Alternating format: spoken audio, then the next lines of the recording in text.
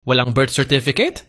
May libre na ngayon legit at walang bayad. Ngayong 2025, patuloy ang programa ng Philippine Statistics Authority, PSA, na tinatawag na PhilSys Birth Registration Assistance Project or PBRAP. Layunin nito na matulungan ang mga Pilipinong walang birth certificate, lalo na ang mga taga-liblib na lugar, indigenous communities, at mahihirap na pamilya na marehistro sa civil registry ng libre. Ang maganda dito, hindi lang rehistro ang libre, pati ang PSA authenticated copy ng birth certificate ay sagot na rin ng gobyerno. Walang bayad. Wala ring penalty kahit late registration pa yan. Sa ilalim ng programang ito, may mga barangay na binibisita ng PSA Caravan para makapag-process on-site.